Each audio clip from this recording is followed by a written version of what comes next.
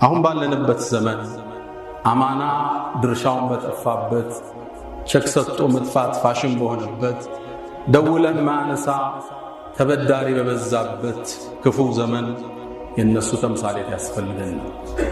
አሁን ሰው በውርስ በገንዘብ በንዋይ ፍቅር ቤተዝምድናን በቆራረጠበት በውርስ በተባላበት ዘመን እነሱ ይናፍቁናል። አሁን በዚህ በሶሻል ሚዲያ ባበድንበት ዘመን ወጣቱ በፖርኖግራፊ በሰከረበት ዘመን ራቁት ገላም መልቀቅ ፋሽን በሆነበት ዘመን የሰሃባው አስተምሮት ያስፈልገን።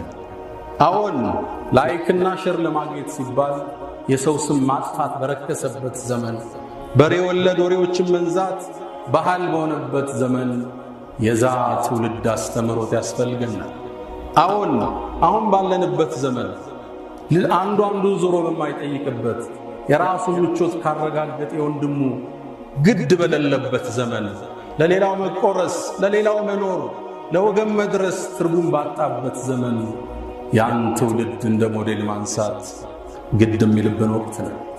የነቢዩ ዓለይሂ ሰላቱ ወሰላም ባልደረቦች አላህ ኮትኩቷቸው ወደድኳቸው ያላቸው والسابقون الأولون من المهاجرين والأنصار والذين اتبعهم بإحسان رضي الله عنهم ወድጃቸው አለው ያላቸውን ትውልድ አስተምሮቶቻቸው ዘግነን በትንሹ ማውጋት የዚህ ትውልድ ኃላፊነት ነው። ሰሃቦቹ ከነብዩ ጥግ የማይጠፉ ለደቂቃ ማይለዩአቸው ሳያስፈቅዷቸው የማይሄዱ ከሳቸው አስተምሮትን የቀዱ የሳቸውን ሕይወት የተገበሩ ቁርአን በገለጻቸው መልኩ የሚጠቀሱ ውድ የአላህ ምርጥ ባሮች የማይደገም ትውልድ በዛ ቁጥር ልክ አንድ ነቢይ ሐዋርያ ኑሮ ታያቂ 120,000 ሰሃባ ይህ ምርጥ ትውልድ አስተምሮቱ ዛሬ ያስፈልገናል። ዛሬ አንደኛውን እናንሳ። አላህ የተገረመበትን ባሪያ በምሽት ተመልክቶ ያዳነቀውን የአላህን ባለሟል እናውሳ። ነቢዩ ዓለይሂ ሰላቱ ወሰላም አንዴ አሰግደው ዒሻን ሲጨርሱ ከፊት ለፊታቸው ፊቱ የገረጣ ጸጉሩ የተንጨዋረረ አቧራ የለበሰ ግለሰብ ተሰይሟል። የአላህ መልእክተኛ ናቸው። እርቦኛል ሊበላ ናቸው። እርግጥም ረሃብ ቆልቶታል። ስታዩት አንጀት ይበላ ነበር። መልእክተኛው ዓለይሂ ሰላቱ ወሰላም ወደ ቤታቸው ላኩ። ሞዴል ናቸው። አቡበክር ራት ጋብዘዋል አሉ። ዑመር ፈልግለት ብለው አልተጣሩ። ከራስ ነው ድርጊት የሚጀምረው። ቤታቸው ላኩ። ከሚስቶቻቸው ካንዷ መልስ መጣ። የአላህ መልእክተኛ ወለዚ በዓሰከ ብልሐቅ ማ ዒንደና ኢላ ማኡን ቤታችን ውስጥ በእውነት በላከ ጌታ እንምላለን ውሃ እንጂ የለም አሏቸው። ሌላኛዋ ሚስታቸው ጋር ላኩ። መልሱ ተመሳሳይ። የእሳቸውን ሲጨርሱ ሰው አልጠቆሙም፣ ጥሪ ያቀረቡ። ከእናንተ መሃል ይህን የኔን እንግዳ ማን ያስተናግደዋል? ለካ ሰሃባውን በወቅቱ ችግር ውስጥ ነበር። የዕለት ጉርሳቸው አንሶ ነበር። እጅም ያነሳ ጠፋና አንገቶች ተቀረቀሩ። ከነሱ መሃል አንድ አንሳሪ እጁን አነሳ። የአላህ መልእክተኛ እኔ አላቸው። እሱስ ቤት ውስጥ ምን ይሁን? ምን ይኖረው ይሆን? በሬ አርዶ ይሆን? ጥብስ ይኖራል ፍሪጅ ውስጥ? እስኪ እንከተለው። ወደ ቤቷ አቀና። ሚስቱን ጠየቃት፣ ቤት ውስጥ ምን አለ? የነቢዩን እንግዳ ይዤ መጥቻለሁ አላት። ሚስቱም አንድ ምላሽ መለሰች፣ ለኔ እናንተ ራት የለም፣ ለልጆቹ ግን ትንሽ አለ አለች። እንግዳ አላት። ትልቅ እንግዳ ነው ያመጣሁት፣ የነቢዩ ሰለላሁ ዐለይሂ ወሰለም እንግዳ። ልጆቹን አባብለሽ አስተኛቸው። እነሱ ከተኙ በኋላ ምግቧን አቅርቢያት። ትንሽ እኮ ነው። አዎ እኔና አንቺ አብረን እንቀርብና ልክ ኩራዙ የምታስተካክ ይመስልሽ አጥፊፋት። ያኔ አብረን ምን መላ ይመስለዋል? እየበሉ ነው ብሎ እሱም ጥግብ ይላል። ሚስትና ባል ይሄ ተከበረ ቤተሰብ፣ ይሄ ለኸይር የተደራጀ ቤተሰብ ስትራቴጂ ነደፈ። አላህ ሳልህ ሚስት ሳልህ ባል ሲወፍቅ ኸይሩ ሁሉ ይገራል። ቤት ገቡ። እንግዳው ቁጭ አለ። ምግቡ ቀረበ። እሷ ሻማውን የምታስተካክል መስላ ጠፋች። ምግቡ ተከፈተ። በጨለማ እጁን ይሰዳል፣ ያነሳል። እነሱ የሚያነሱ መስለው አፋቸው ውስጥ የምግብ ድምጽ ያሰማሉ። እየበሉ ይመስላል። እሱ ይበላል እየበሉ ነው ብሎ ብሉ እንጂ እያለ ይበላል። ግጥም አርጎ በላ፣ ውሃውን ጠጣ። ሸብዓነ ረያን ሆዱን ሞልቶ ወደ መልክተኛው ተመለሰ። ደስ ብሎት ባልና ሚስት ልጆቻቸው ጾም አደሩ። ያን ክስተት የዓለማት ጌታ አስተውሎታል፣ ተገርሞበታል። መልእክቱንም አላህ ስብሓነሁ ወተዓላ ለመልእክተኛው አድርሷቸው ነበር። በጠዋቱ ሰሐቢዩ አንሷሪ ወደ ነቢዩ ዓለይሂ ሰላቱ ወሰላም አቀና። በአንድ ምስራት ተቀበሉት። ለቀድ ዓጅበ አላሁ ምን ሰኒዕኩማ ቢጠይፈይኩም ለይላ። ዛሬ ምሽት የዓለማቱ ጌታ የዩኒቨርሱ አናዥ የረሱሎች ሁሉ ላኪ የመላእክት ሁሉ ፈጣሪ ተገርሞባቸዋል አደራላቸው። ነቢ ሰለላሁ ዐለይሂ ወሰለም ከራስ በላይ ሌላ መቆረስ ለየለመደ ትውልድ፣ ለዚህ መጨካከል ለበዛባበት ትውልድ ወሳኝ መልእክት ያስተላልፋል። አላህም ታሪካቸውን አልረሳም። እኔ እናንተ ስንሰግዱልን እንድናስታውሳቸው ቁርአን ላይ ታሪካቸውን ጠቀሰ። ወዩእሲሩነ ዐላ አንፉሲሂም ወለው ካነ ቢሂም ኸሳሳ። ከነፍሶቻቸው ሌሎችን ያስቀድማሉ ለነሱ ወሳኝ አጀንዳ ቢሆን ሚለው አንቀጽ ቁርአን ላይ ታተመ። በዚህ ታሪክ ላይ ብዙ ትማራለህ። ለኸይር የተሰናዳ ቤተሰብ ሚስት በአሁኑ ዘመን አጋዥ ነች። ልጆቿን ረሃብ አስተኝታ እንግዳ ለመጋበዝ ባልስ እንዲህ አይነት ወኔ ያለው። ከዛም ወደ ነብዩ ሰለላሁ ዐለይሂ ወሰለም ተመለስ። ሌሎችን ከማዘዝ በፊት ራሳቸው ተግብረው እሳቸው ጋር ሲታጣ ወደ ሰው ይላኩት። እኛ ተናጋሪዎች እንጂ ተግባሪዎች አይደለም፣ መካሪዎች እንጂ ተገሳጮች አይደለም። እምንናገረው የሚራመድ ሰው ጥቂት የበዛበት ዘመን ያለን።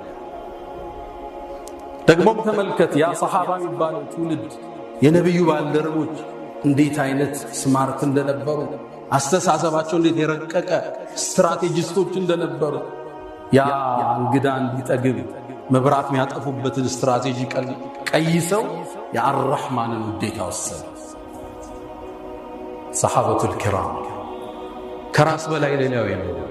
የወንድም ችግር ያሳሰባቸው፣ የወንድም የዕዳ ጫና ያስጨነቃቸው፣ ሰውን አካፍለው የሚያግሩ፣ የሌላቸውን ቆርሰው የሚሰጡ ጂል ሰሃበቱል ኪራም ረዲየላሁ ተዓላ ዐንሁም ወረዱ ዐን።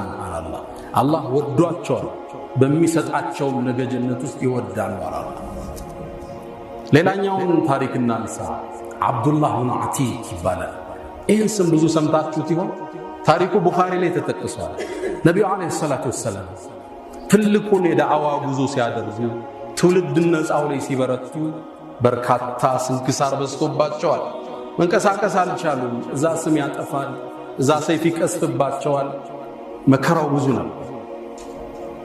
ካስቸገሯቸው ቀንደኛ ጠላት ውስጥ የመጀመሪያው አቡ ራፊዕ ይባላል። ይሁዳ ነው። መዲና ዙሪያ የሚኖር ሰፊ ሀብት የተሰጠው፣ እርሻው፣ ከብቱ፣ ፍየሉ፣ ግመሉ ለጉድ ነው። ትልቅ የኢኮኖሚ ድሎት ላይ የሚኖር የራሱ ቤተ መንግስት ውስጥ ሌላ ቤተ መንግስት ሰርቶ የሚኖር ባለሀብት ነው። ነብዩን ጥርስ ነከሰባቸው። ዳዕዋቸው ላይ ተነሳባቸው። ሲሻ ሰው ቀጥሮ የሚገልሰው ይልክባቸው። ወላሁ ያዕሲሙከ ሚነናስ ያለው አላህ እሱ ይጠብቃቸው። ሲሻው ዘፋኝና ገጣሚ ቀጥሮ በስድብ የሚዲያ ዘመቻ ይከፍትባቸዋል። ስማቸውን ለማጠልሸት ዳዕዋቸውን ለማርከስ ይልቅባቸዋል። ሲሻው ጦር አዝምቶ አስታጥቆ ይልካል። በእስልምና ታሪክ ከባዱ ጦርነት የሚባለው አሕዛብ የሚባለውን ጦርነት የመራው ከቁረይሾች ጋር ያስተባበረው የአንበሳውን ድርሻ የሚወስደው ይሄ አቡ ራፊዕ የሚባል ይሁዲ ነው። በጣም ሲያስቸግራቸው አንዴ ትክዝ አሉና ሰሃባው ቤት ተማሪዎቻቸው ዘንድ መለና ቢአቢ ራፊዕ፣ አቡ ራፊዕን ማን ነው እንዲሁ ልክም ያስገባልን? ከሰሃቦች ውስጥ አንዱ ተነሳ። አንሷር ነው እሱ። አና አላቸው፣ የአላህ መልእክተኛ እኔ ያለው አላቸው። ስሙ አብዱላህ ብን አቲክ ይባላል። ከተወሰኑ 4-5 ሰሃቦቹ ጋር ቀና ወደ አቡ ራፊዕ መኖሪያ መንደር። ምን ይላል አብዱላህ ብኑ አቲክ? ቀን ቀን እንተኛና በሌሊት እንጓዛለን እቅዳችን እንዳይደረስበት። እንደምንም ደረሱ። ሲደርሱ እሱ የሚኖሩበት ቤተ መንግሥት እጅግ የታጠረ የተጠበቀ የታፈረ ግንቦ ወደ ላይ የወጣ ዘበኞች ቀስተኞች የበዙበት እንዴት መግባት ይችላል? ከዛም ሰሃቦቹ ምን እናርግ ሲሉ ጠብቁኝ እኔ ማረገዋለኝ አላቸው። ወደ በሩ ተጠግቶ አስተዋል። ለካ በሩ የሚከፈተው በቀን 2 ነው። ጠዋት እረኞችን ከብት ጠባቂዎችን ለመላክ እርሻሚ ቆፍሩትን ለመላክ ገበሬዎችን ማታ እነሱን ለማስገባት ብቻ ነው የሚከፈት። ጠበቀ። እረኞቹ ወጡ። ሙሉ ቀን ዋለ። ማታም ገቡ። እንዴት ይግባ? ተክዞ ያለ የውስጥ ንያውን ያወቀው አላህ እድል ከፈተለት። ድንገት አህያ ጠፋን ብለው በሩን ከፍተው ወጡ። ፍለጋ ተያያዙ። ጨለማ ነው። ከመሸ ነው። አብሮ ተደባለቀስ። ፈለጉ አህያውን አጡት። በር ያለው ዘበኛ በአስቸኳይ ግቡ አልያ ለዘጋው ነው አለ። እሱም ከነሱ ውስጥ አብሮ ገባ። የገባው ወደ ተከበረ ቤተ መንግሥት ውስጥ ነው። መውጫም የለም። አህዮቹ ወደሚኖሩበት ክፍል ገባውና ቁጭ አለ። ዘበኛው በሩን ቆልፎ ቁልፉን ሲያስቀምጥ አየው። ሁሉም ወደ ምኝታቸው ገቡ። እዛው ጠብቀው። ከዛ ወጣውና ቁልፉን አንስቼ በሩን ከውስጥ ከፍቼ ከፈታ ከታወቀብኝ እንኳን ሩጭ እንዳመለጠ ወደ ውስጥ ሲገባ ሌላ አቡ ራፊዕ የሚኖርበት ሌላ ቤተ መንግሥት ተጠጋው። ቁልፉን ይዘው ከዛም ከውጭ ያሉ በሮችን ሁሉም ቆለፍቷቸው። ጩኸት ሲሰማ እንዳይወጡ እንዴት እንደሚያስቡ እዩ ሰሃባ። ወደ ውስጥ ጠጋ ስል አቡ ራፊዕ ከእንግዶች ጋር ተሰብስቦ ያወራል፣ ይሳሳቃል። ወሬው ስለ ነብዩ ነው። ወሬው እስልምና ማጥላልሸት ነው። ሁሉም ወሬ ያወራል። ዝም አልኩት። ብገባስ እነሱ ይከላከሉለታል። ጠበቁ። ተለያዩና ወደ አልጋቸው ሄዱ። ውስጥ ገባው። ከፍቼ እነሱ የተኙበት ምኝታ ቤት ሁሉም ቆለፍኩ እንዳይወጡለት። ልክ ወደ ውስጥ ገባ ይላል። ድቅድቅ ያለ ጨለማ። እንዴት አቡ ራፊዕ ላገኘ? ምኝታ ክፍሉ ደርሷል። እብኑ ሐጀር ረዲየላሁ ተዓላ አንሁ ስለሱ ታሪክ ሲተነትኑ አብዱላህ ብኑ አቲክ የአይን ችግር ነበረበት፣ የማየት በዚህ ላይ ጨለማ ነው። አቡ ራፊዕ እኔትየው ማየው ነገር አጣው። አንድ ስትራቴጂ ቀየሰ። ስም ጠራ። አቡ ራፊዕ ብሎ ጠራ።